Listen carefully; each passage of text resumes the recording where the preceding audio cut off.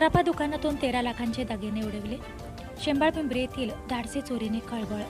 शेंबाळपिंपरी येथील मुख्य बाजारपेठेतील सराफा दुकानचे शटर फोडून चोरट्यांनी 12.5 लाख रुपयांचे सोने चांदीचे दागिने आणि रोख 30,000 रुपये असा मुद्देमाल उडवला। ही घटना रविवारी रात्री 12:30 वाजताच्या दरम्यान वैष्णवी ज्वेलर्समध्ये घडल्याने खळबळ उडाली आहे।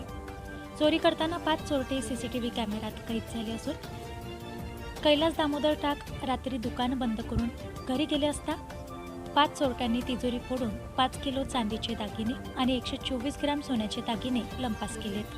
5 चोरटे दुकानात शिरल्याचे सीसीटीव्हीत दिसत आहे। अर्धवट शटर उघडून चोरट्यांनी चोरी केली। बाहेरून जाणाऱ्या दुचाकीचा आवाज देखील स्पष्ट ऐकू येत असतानाही चोरट्यांनी लाखोंच्या मुद्देमालावर हात साफ केला। पाळत ठेवून असलेल्या सराईत चोरट्यांच्या टोळीने ही चोरी केल्याचा संशय व्यक्त होत आहे।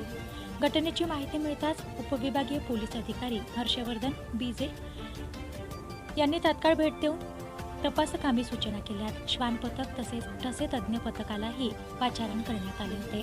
कैलास टाक यांच्या तक्रारीवरून खंडाळा पोलीस ठाण्यात अज्ञात चोरट्यांविरुद्ध विविध कलमान्वये गुन्हा नोंदवण्यात आला आहे। पुढील तपास सहाय्यक पोलीस निरीक्षक देविदास पाटील PSI देवानंद कायदे करीत आहेत। लवकरच चोरट्यांना अटक करण्यात येईल अशी माहिती पोलिसांनी व्यापारी आणि गावकऱ्यांना दिली।